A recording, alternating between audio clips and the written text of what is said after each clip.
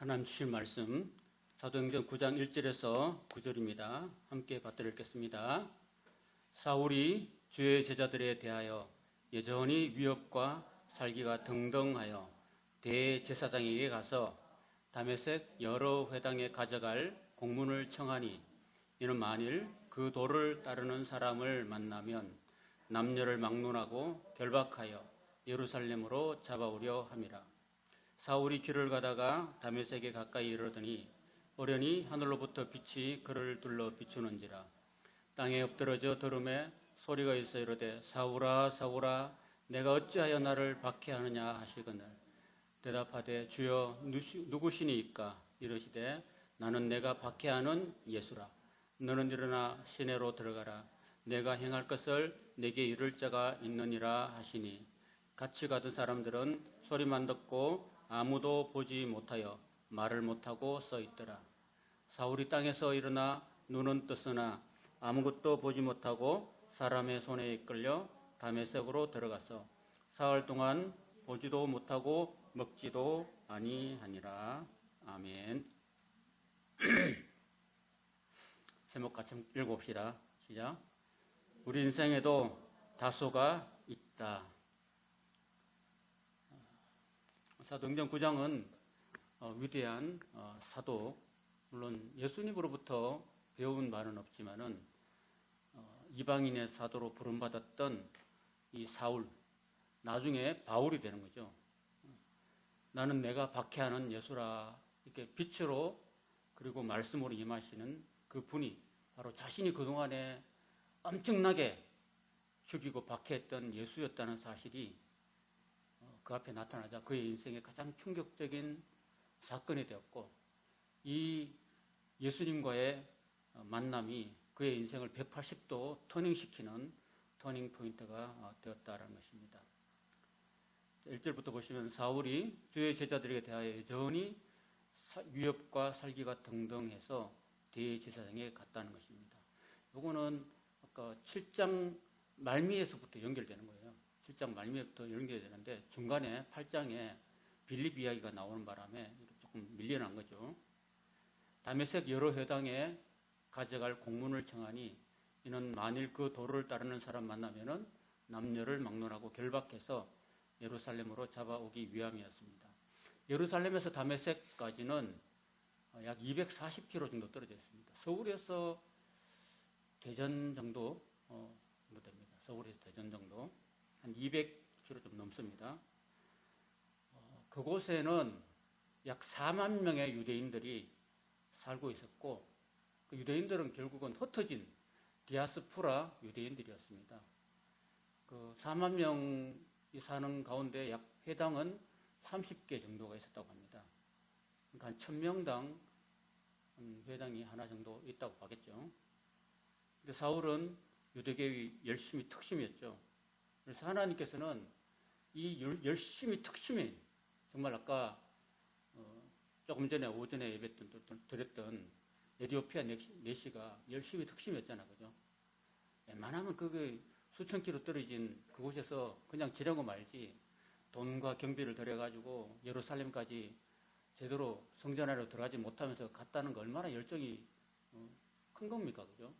그리고 또 돌아가는 길에 흔들리는 마차에서도 그냥 그 멀미도 힘든데 거기서 뭐 글을 읽는 거죠. 흔들리는 글을. 그 정도로 열심히 특심인 사람한테 하나님은 임하시는 거죠. 여러분들은 신앙생활 하면서 정말 뜨거운 열심, 뜨거운 열정 같은 게 필요한 거죠. 사울은 유대교의 열심이었습니다. 제가 보니까 불교에 열심히 있는 불자가 개종하면은 교회에 오면은 그 사람이요 기존 교회보다 교인들보다 훨씬 더 열심히 해요. 그러니까 열심이라는 거는요 뭐 종교를 초월해서 그 사람의 어떤 본성인 것 같아요. 뭔가 한번 믿으면 막 뜨겁게 믿는 거 있잖아요. 그죠? 그러니까 우리도 그런 게 좀 있어야 돼요. 좀 믿으려면은 믿는 것도 아니고 안 믿는 것도 아니고 교회를 나오는 것도 아니고 안 나오는 것도 아니고 한번 나갔다가 안 나왔다 이렇게 하는 게 아니라 한번 믿으려면은 정말 목숨 걸고 정말 뜨겁게 불같이 한번 믿어봐야 돼요. 그래야지 좀 미쳐봐야지 좀 도달하는 거지. 그냥 대충 하고 이렇게 하면은 예수님 못 만나고 죽을 수도 있어요. 그러니까 저와 여러분들도 좀 뜨거운 이 사울이 그냥 다메섹에 안 가도 돼요. 자기 말고도 얼마지 다른 열심히 있는 사람들 많은데 왜 자기가 유독 하필이면은 공문을 받아가지고 수백 킬로 떨어진 그 다메섹까지 가가지고 예수 믿는 사람들을 잡아가지고 오려고 했겠습니까? 그 정도로 그는 기독교에 열심히 특심이었다는 겁니다.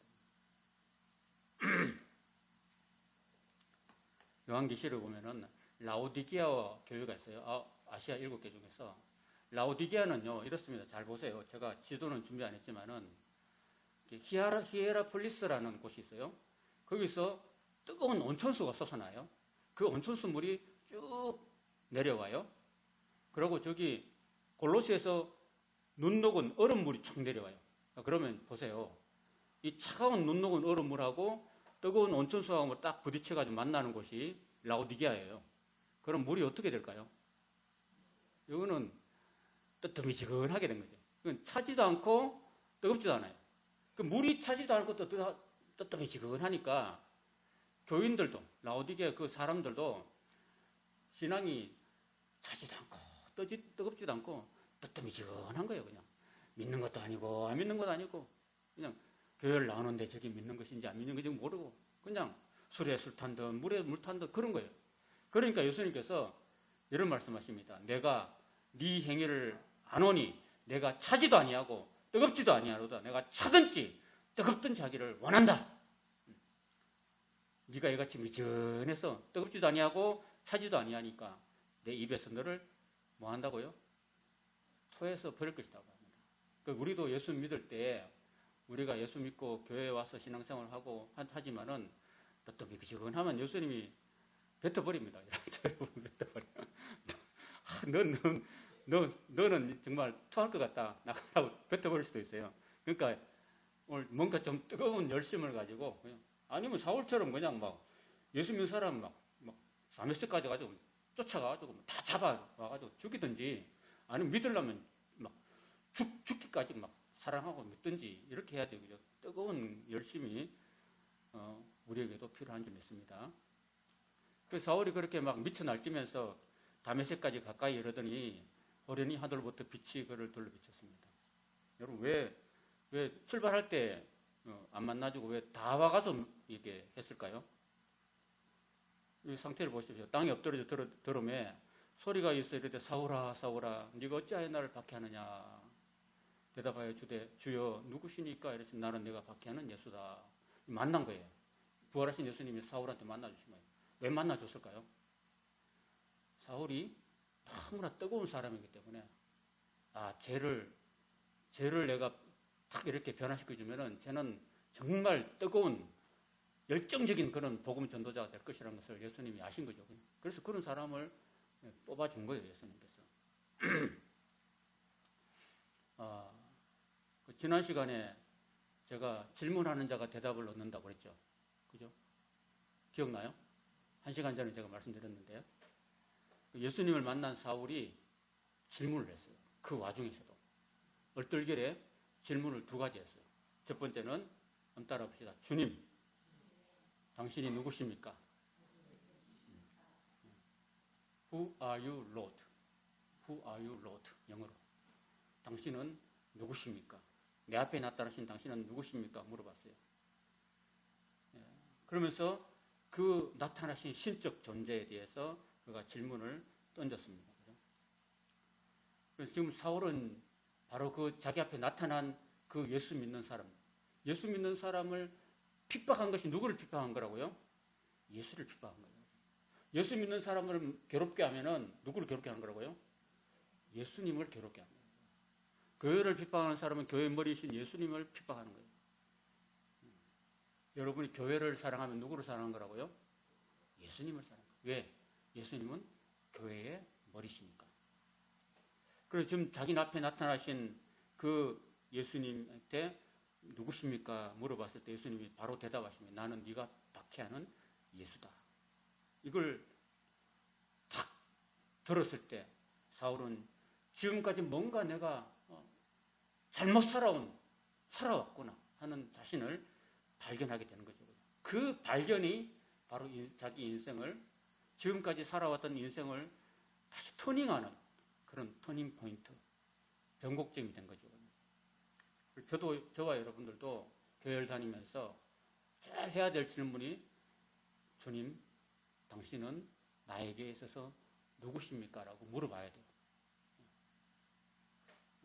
여러분, 예수님께서 제자들을, 12제자들을 데리고 3년 반 동안 훈련시켰잖아요. 교육을 시켰어요. 데리고 다니면서.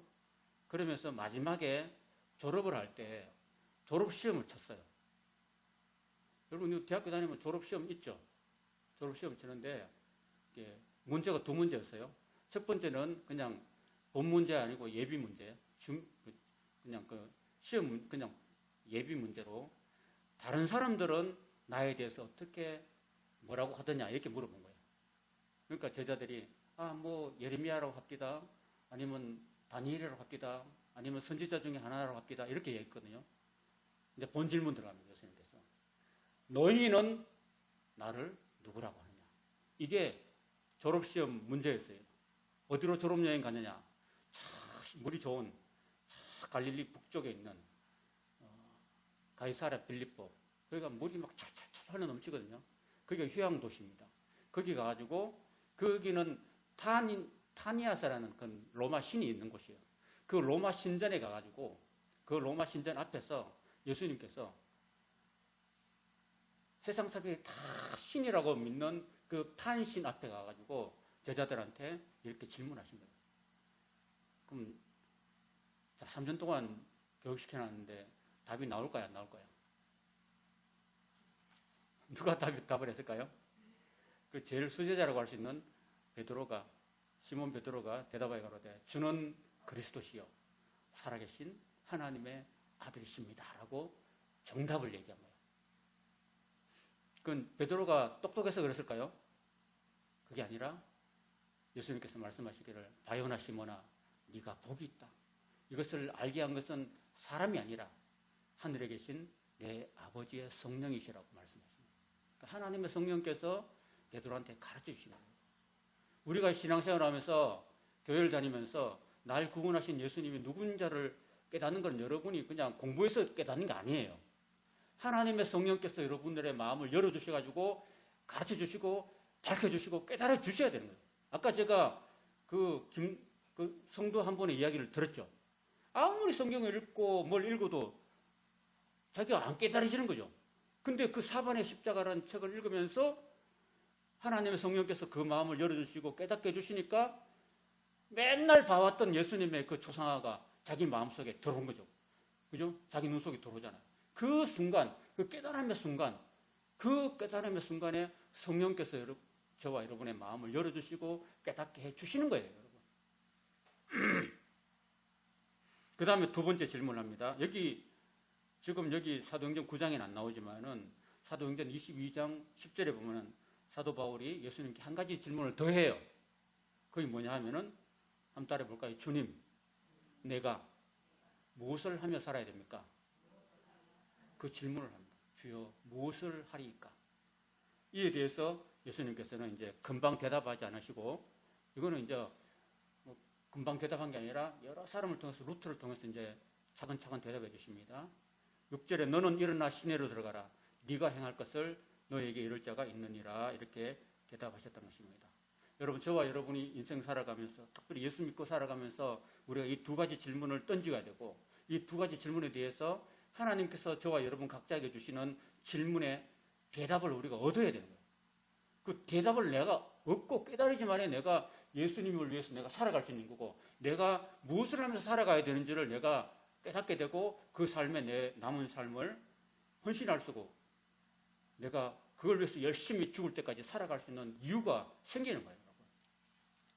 그리고 사도 바울은 그걸 깨닫고 난 다음부터는 로마의 그 감옥에서, 마지막 마메틴 감옥에서 자기 목숨이 달아날 때까지 그는 쉼 없이 복음을 전하면서 살았고, 자기 생명보다도 복음을 전하는 일을 더 소중하게 여겼다라는 것입니다.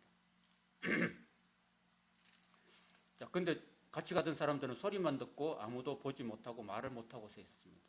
사울이 땅에서 일어나 눈은 떴으나 아무것도 보지 못하고 사울의 손에 끌려 다메섹으로 끌려 들어갔습니다. 아까 제가 말씀드렸죠. 출발할 때 벌써 눈이 아무것도 안 보이면은 힘들었겠죠. 그죠? 그러니까 하나님께서 다메섹 다 와가지고 만나 주셔가지고 눈이 안 보이는 거죠. 그죠? 예수님 만나니까 너무 그 찬란한 빛에 눈이 어두워져 버린 거예요. 3일 동안. 여러분, 경상도에는요, 눈은 떴는데 아무것도 보지 못한 걸 무슨 봉사를 하냐면은 당달봉사라고, 당달봉사. 눈은 떴는데 안 보이는 게. 그런 사람 있죠? 지금 사울이 지금 당달봉사가 된 거죠. 3일 동안. 4월 동안 보지 못하니까 혼자 아무것도 못 보는데 뭘 챙겨 먹겠습니까? 보지도 못하고 먹지도 마시지도 못했다는 겁니다. 물론 보지 못했기 때문에 먹지도 마시지도 못했지만은 오히려 이거는 사울이 자발적으로 안 먹고 또 안 마셨다는 거예요. 왜냐하면 예수님을 만난 그 사건이, 예수님이 자신을 만나주신 사건이 그토록 자기가 열정을 다해서 예수를 핍박하는 삶을 살았는데 내가 잘못 살았다는 걸 깨달았던 거죠. 그냥. 너무나 인생의 충격이었어요. 여러분. 내가 지금까지 살아온 삶이 다 이거 내가 말짱 도루묵이었다. 내가 정말 너무나 엉터리로 잘못 살아왔다라는 것을 깨달았기 때문에 그 삶이 180도 뒤집히는 인생의 대충격적인 그런 사건이기 때문에 먹고 마시는 게 문제가 아니었어요. 그리고 주님 입장에서는 이제 4월 동안 사울로 하여금 인생에 그 큰 충격이 있었기 때문에 기도하면서 인생을 한번 4월 동안이라도 정리하는 그런 시간을 주신 거예요. 그러고 난 다음에 3일 지나서 다메섹에 아나니아라는 제자가 있었는데 주님께서 아나니아한테도 환상을 보여주고 사울한테도 환상을 보여줘. 하나님께서 똑같은 환상을 두 개 동시에 보여줘요. 그러면서 아나니아한테 주께서 환상 중에 불러 이르시되 아나니아야 하시거늘 대답하되 주여 내가 여기 있나이다.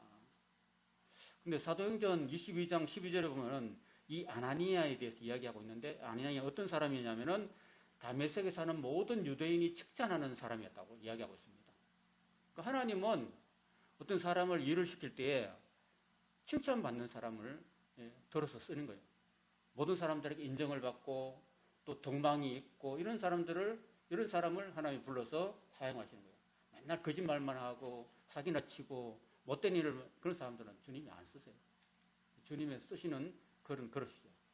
그가 주님의 음성을 듣고서 곧바로 응답하는 그런 영성이 깊은 믿음의 사람이었다는 것입니다. 그래서 주여 내가 여기 있나이다 라고 바로 대답하죠. 주께서 이르시되 일어나 직가라는 것은 곧게 뻗어 있는 그 거리를 말합니다. 여러분 우리는 제주도에는 직가가 있어요. 곧게 뻗은 연북로죠. 연북로가 곧게 뻗어 있죠. 그 애주로도 쫙 뻗어 있죠. 그리고 뭐 제주시청에서 저기 아라까지 그죠? 버스 전용 사서로가 쫙 뻗어 있죠. 그죠? 그것처럼 거기에도 집가 그냥 양쪽에는 가게들이 있고 그리고 보도가 있고 가운데는 마차들이 달릴 수 있는 그런 거리가 있었다는 것입니다. 그 거리에 가서 유다의 집에서 다소가 사도 바울의 고향이었거든요. 다소 사람 사울이라는 사람을 찾아라. 그가 기도하는 중이다 그랬습니다. 지금 주님께서는 사울의 일거수일투족을 어디서 뭐 하는지 지금 다 알고 계시죠. 그 주님은 지금 저와 여러분이 어디서 뭐 하고 어떤 생각하고 있는지 다 알고 계시는 거예요. 여러분 일주일 동안 여러분의 생활을 다 들여다보고 계신 거였습니다. 여러분 하늘이 뚫려 있죠. 하늘이 뚫려 있죠. 그러니까 뚫려 있는 하늘을 누가 만들었어요? 하나님 만드시는데 여러분 어디로 가서 숨을 수가 없어요. 내가 저 시편 130편 보면 내가 저 땅 끝에 가 있었더라도 주께서 거기 나와 함께 하신다고 그랬어요. 우리가 숨을 데가 없어요. 그가 아나니아라는 사람이 들어와서 자기에게 안수하여 다시 보게 하는 것을 보았느니라. 그러니까 지금은 예수님이 아나니아한테도 똑같은 환상을 보여주시고 사울한테도 똑같이 보여주시는 거예요. 그러니까 이거는 지난번에 고넬료한테도 환상을 보여줘가지고 요바에 가서 그 베드로를 찾아라 이랬죠, 그죠? 그리고 시몬한테도 환상을 보여줘가지고요. 이렇게 짐승들이 4바퀴 올라가서 쭉 올라갔다 내려왔다는 환상을 보여줘. 그래서 결국은 그 사람들이 도착했을 때 그냥 의심하지 말고 가서 따라가라고 이렇게 하나님이 양쪽으로 다 이렇게 역사하시는 거예요, 여러분. 지금 나한테만 역사하는 게 아니고 여러분한테도 역사하시고 똑같이 예수님께서 이쪽 저쪽으로 다 역사하시는 거죠. 옛날에 구약에 보면 이런 현상이 있어요. 그 바벨론 느부갓네살 왕이 그냥 꿈을 꿨어요. 꿈을 꿨는데 아무도 해석을 못한, 점술가들도 해석을 못하는 그 꿈을 딱 꿨어요. 그러니까 이 꿈을 해석 못하면 너희들은 다 죽는다고 그랬거든요. 그 사람들은 꿈을 해석하고 그 다음에 돈 받고 먹고 사는 사람들인데 그 바벨론 느부갓네살이 꿈을 꿨는데 아무도 해석을 못했어요. 그러니까 다니엘도 죽을 지경했어요. 그래서 하나님께 기도했어요. 하나님, 저 느부갓네살 왕이 꿈을 꿨다 하는데 저 꿈을 해석을 못하니까 어떻게 하면 좋습니까? 했을 때 느부갓네살이 꿨던 똑같은 꿈을 하나님께서는 다니엘에게도 꾸게 하셨어요. 그리고 꿀뿐 아니라 해석까지도 다시 하나님께서 성령을 통해서 해주신 거예요. 그러니까 다니엘이 느부갓네살 왕의 그 꿈을 완벽하게 해석해 주고서 그냥 일거에 그냥 총리가 되는 거죠. 하나님 그렇게 역사하시는 거죠. 이쪽 저쪽으로 다 역사하시는 거죠. 아나니아가 대답하여 주여 이 사람에 대하여 내가 여러 사람이 더 싸운즉 그가 예루살렘에서 주의 성도에게 적지 않은 해를 끼쳤다라고 들었습니다. 라고. 그렇죠. 사실이죠. 여기서도 주의 이름을 부르는 모든 사람을 결박한 권한을 대제사장에서 받았습니다. 이렇게 말했지만 주님께서는 가라. 이 사람은 내 이름을 이방인과 임금들과 이스라엘 자손들에게 전하기 위해서 택한 나의 그릇이라고 했습니다. 그 이방인들하고 임금들하고 이스라엘 자손은 한마디로 말하면 온 세계 모든 사람들 이야기하는 거예요. 그죠? 온 세계 모든 사람. 택한 나의 그릇이라고 했어요. 그릇.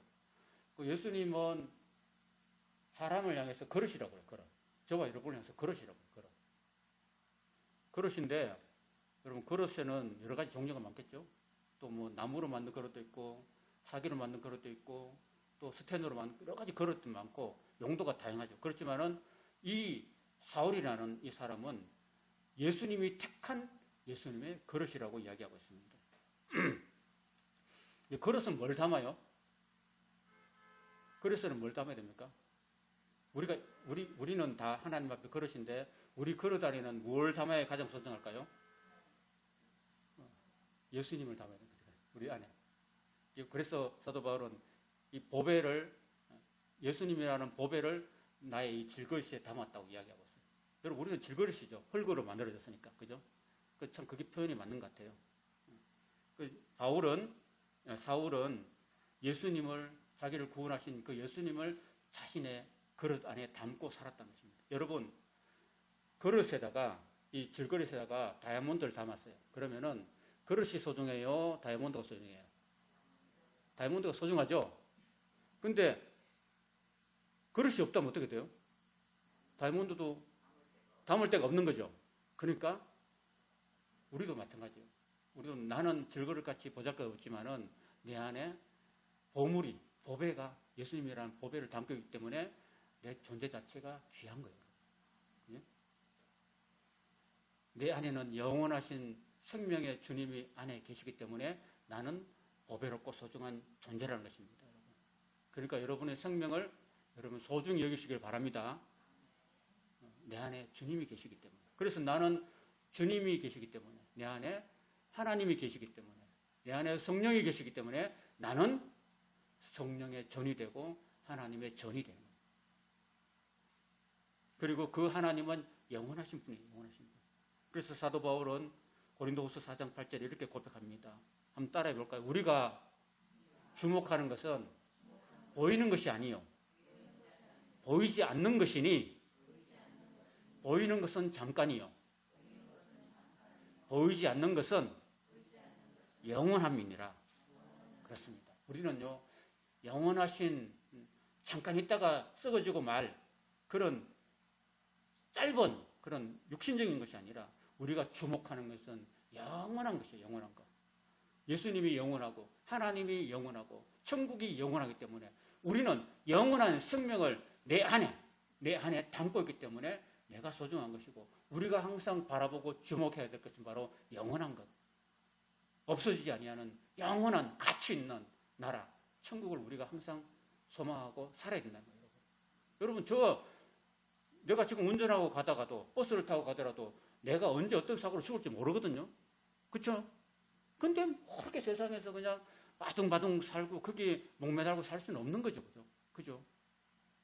지나가다가 우리 와이프가 그때 우리 김미아 성도님 집에서 선풍기를 큰 걸 준다고 그래서 그럼 갔죠. 가는데 그 사마지구에 가면은 참 이렇게 고급 주택들이 막 서려 있고 아파트도 많이 들어있잖아요. 저 예쁜 집들은 내가 언제 한번 들어가서 살아볼까 하고 우리 와이프가 물어보다가 여보 우리 집이 좋지 않냐. 다 리모델링 해가지고 화장실도 리모델링하고 주방도 리모델링 했으니까 하나님 이렇게 예쁘게 원래 고쳐주셨는데 우리 집에서 만족하고 살자고. 그리고 하나님이 언젠가 불러가시면은 저런 집들이 다 무슨 소용이 있겠냐고. 하늘에 지금 우리 주님께서 맨션 아파트를 다 예비하시고 다 준비가 끝나면 우리를 불러러 올 건데 우리가 여기서 좀 하루 이틀 그냥 사는 거 조금 고달파도 괜찮다고. 그러니까 우리는 영원한 것을 바라보고 살자고. 내가 돈도 하나도 없는 제가 말로써 위로를 드렸습니다. 우리는 영원한 그런 보배를 담은 그릇이라는 거죠. 그래서 이 하나님께 부름받았던 사울은 정말 그가 부름받고 난 다음에 저 뒤에 세계 지도가 저렇게 조그맣게 붙어있긴 하지만은 사도 바울이 정말 딴 것까지 두드려 맞고 고난하고 멀미를 하고 그리고 태풍을 만나고 강의 위험, 강도 위험, 그 배고픔의 그런 어려움 이런 것들을 다 겪어가면서 전 세계 57개 도시를 죽을 때까지 달려갔습니다. 그가 걸어갔던 거리는 무려 1만 3천 킬로미터에 달했습니다. 그리고 그로 인해서 수많은 영혼들을 하나님께로 인도했고 그가 신약 성서의 절반의 모든 책들을 거의 대부분 편지를 다 기록했어요. 신약 성경의 절반이 그죠? 사도 바울과 누가에 의해서 기록됐습니다. 절반이. 그 사도 바울의 13개 편지가 신약에 다 줄을 치고 있는 거예요. 이 우리가 사도행전을 공부하면서 또 사도 바울 서신을 같이 공부할 건데 이 사도 바울이 썼던 이 주옥 같은 13개의 편지가 금쪽 같은 편지가 우리를 기다리고 있는 것입니다. 그가 내 이름을 위하여 얼마나 고난을 받아야 될 것인가를 내가 그에게 보일 것이다. 이렇겠습니다. 그래서 고린도후서 11장 24에서 27절에 보면은 적어도 그가 그의 남은 여정, 복음 전도 여정이 한 절반 가까이 왔을 때 그가 받았던 예수님 때문에 받았던 고난의 목록들이 기록되어 있어요. 그 기록들이 바로 고린도후서 11장 24에서 27절에 한번 읽어드릴게요. 그들이 그리스도의 일꾼이냐 정신없는 말을 하거니와 나는 더욱 그러하도다. 내가 수고를 넘치도록 하고 옥에 갇히기도 더 많이 하고 옥에 많이 갇혔어요. 감옥에. 그리고 매도 수없이 맞고 매를 몇 번 맞으냐면요. 유대인들은 40대를 맞으면 죽는다고 하기 때문에 40에 하나 감한 매를 39대를 때려. 그 39대의 매를 5번 맞았어요.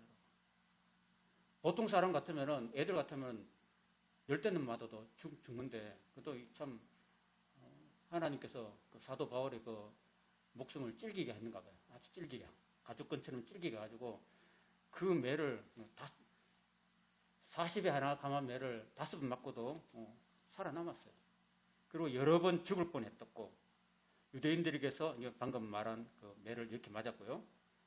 3번 태장으로 맞고 태장이 뭐예요? 엎드려 놓고 곤장으로 그죠? 맞고 한 번은 돌로 맞고 돌을 어디서 맞냐면은 1차 전도 여행 때 그게 1차 전도 여행 때 그 사람들한테 맞았어요. 맞아가지고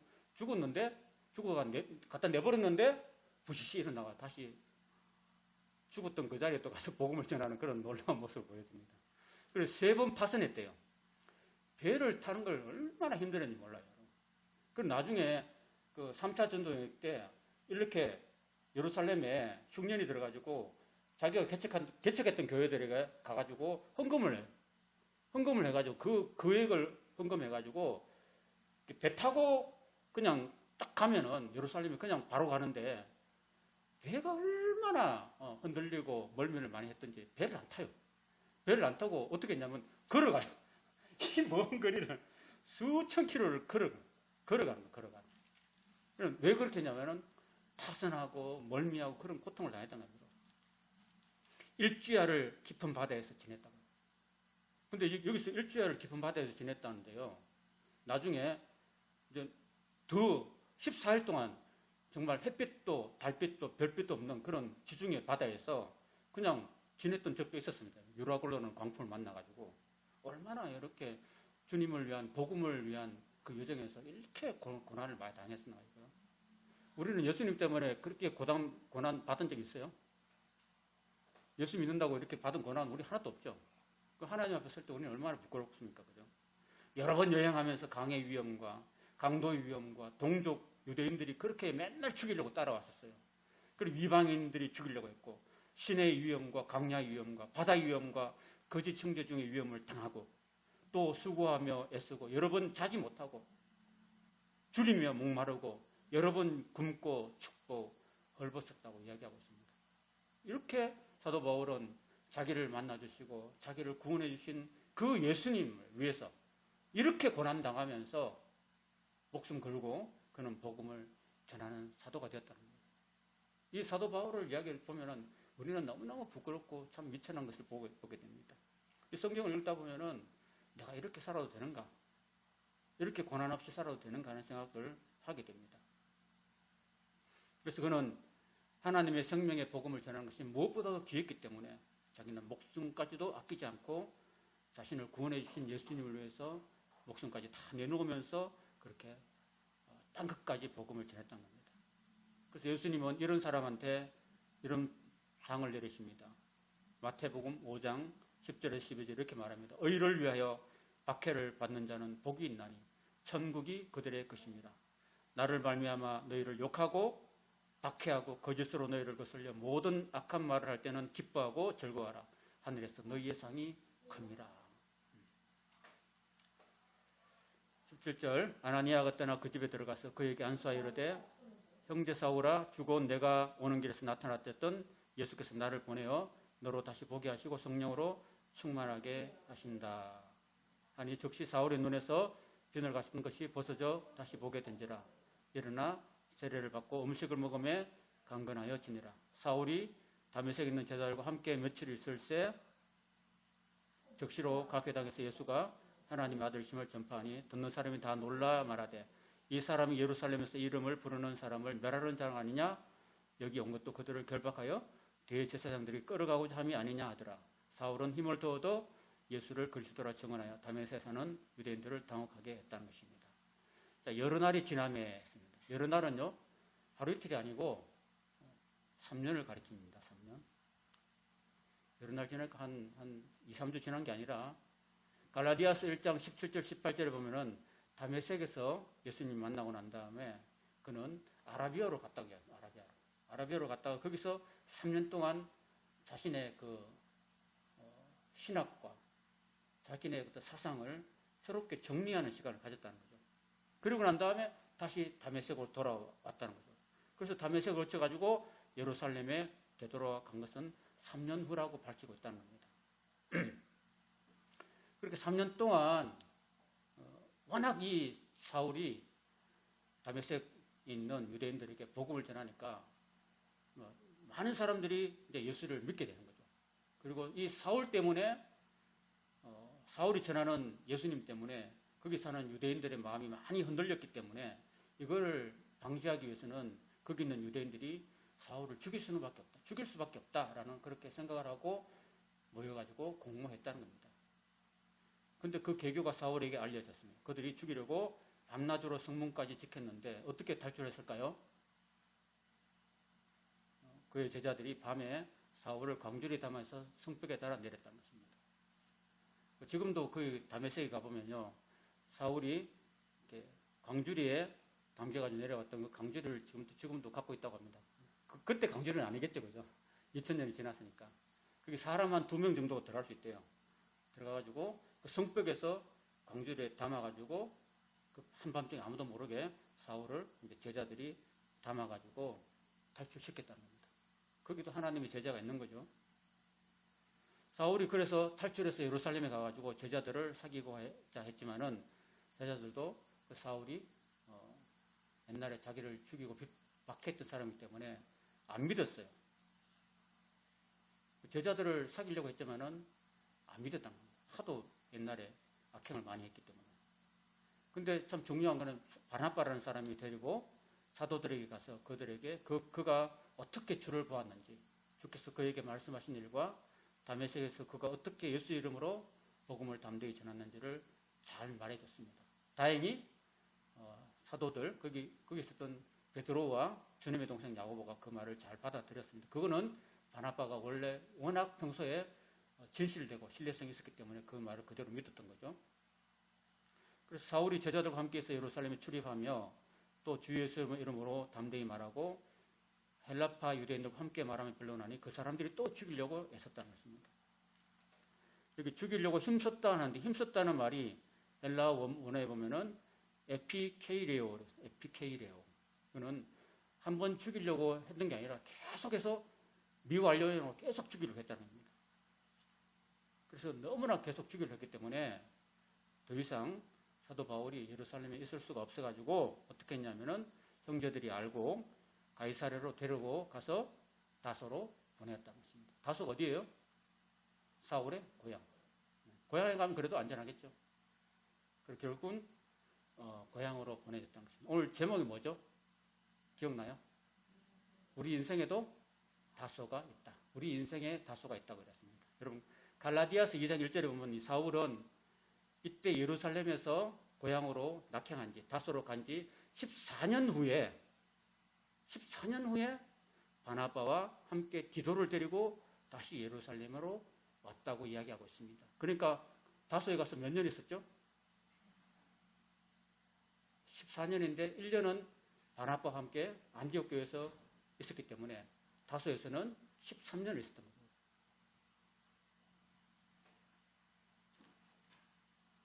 잘 보십시오. 하나님께서는 열정적인 사울을 택해서 부르셨잖아요.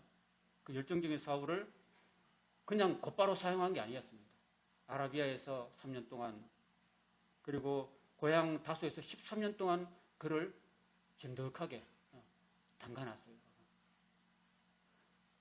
여러분 그 나무가 있어요. 나무가 있는데 그 나무를 그냥 불쏘시개 불로 그냥 뗄감으로 쓰려면 그냥 하면 되지만은 이거를 큰 건축물로 사용할 때, 건축에 사용을 하려면요, 그냥 쓰면 안 된대요. 나무가 뒤틀어져 버릴게요, 이렇게. 시간이 뒤틀어 버리기 때문에 큰 목재를 가져와가지고 시궁창이 납니다, 시궁창이. 시궁창이 나가지고 막 뒤틀어지, 그걸 다 틀어질 때가 기다린대요. 그리고 꺼내가지고 열통에다가, 찜통에다 넣어가지고, 큰 찜통에 넣어가지고 또 찐대요. 찌고 또 진을 다 빼내고, 이렇게 해서 나무가 오랜 시간이 거쳐야지만이 건축할 수 있는 건축 재료가 된다고 합니다. 그래야지 나중에 휘거나 뒤틀리지 않거든요. 하나님께서도 사람을 사용하실 때 그냥 사용이 아니라 시궁창에 푹 담아둬가지고 다 찌고 다 틀어지고 하는 걸 다 이렇게 다 막는 거죠. 보관하는 거죠. 그래서 주님께서 사울을 다소로 보내가지고 13년 동안 푹 썩게 했습니다. 푹 썩게 고향에서. 그리고 주님 앞에서 낮추시고 그를 겸손하게 했던 것입니다. 저를 보세요. 하나님께서 모세를 물에서 건져내셨잖아요. 그죠? 그리고 40년 동안 애굽에서 왕자의 교육을 받게 하시잖아요. 그때 40세가 됐습니다. 하나님께서 40세 된 모세를 바로 썼습니까? 바로 안 썼습니다. 그를 또 위대한 광야에 보내가지고 40년 동안 그를 그 황무지에서 연단시켰던 겁니다. 말도 못하는 양들과 함께 40년을 보내면서 하나님께서는 모세를 완전히 낮추고 또 낮추신 거예요. 겸손하게 만드신 거예요. 그 다음에 다 늙은 80영감을 이제 하나님이 불러가지고 그를 통해서 이스라엘을 구원해내는 종살이에서 가나안 땅으로 인도하시는 불세출의 지도자로 하나님이 사용하셨습니다. 다소도 마찬가지입니다. 사울은 이 다소에서 13년 동안의 푹 썩는 과정을 거쳤다는 것입니다. 그 다소를 통해서 주님은 사울을 낮추시고 겸손케 하시고 오직 주님만 바라보고 의지하는 존재로 만드셨다는 것입니다. 오늘 저와 여러분의 인생에도 주님이 연단하시는 다소가 있다는 것을 기억하시기 바랍니다. 우리가 이따가 부를 노래 중에 보면요, 광야를 지나며라는 우리가 찬송이 있어요, 찬양이 있어요. 그 찬양을 지었던 분이 장진숙이라는 분이에요. 노래를 만든 분이. 그분이 잘 나가다가 어느 날 갑자기 중간에 막 다운되고 질병에 걸리고 고통당하고 캄캄하고 어두운 터널을 지나는 때가 있었다고 합니다. 하나님, 왜 내게 이런 어둠과 고통의 시간을 이 터널을 지나야 됩니까? 막 고민도 많았대요. 근데 나중에 그 길고 긴 어둠의 터널을 지나간 다음에 밝은 햇빛을 봤을 때 하나님께서 나를 이렇게 쓰시려고 이렇게 나에게 이런 고통의 긴 터널을 주셨구나라는 것을 깨닫고 자기가 그 지나왔던 황무지 같은 광야가 어떤 의미가 있었냐면은 자기를 낮추시고 자기를 더 정결케 하시고 자기를 더 훌륭하게 사용하시려고 하나님이 그렇게 하셨다라고 고백하고 있습니다. 그런 인생의 다소가, 그런 인생의 광야를 지나는 시간이 저와 여러분에게 있을 점 있습니다. 그 연단을 통해서 저와 여러분이 훈련받고 더 낮아지고 겸손해서 하나님께 더욱더 쓰임받는 저와 여러분 되시기를 바랍니다.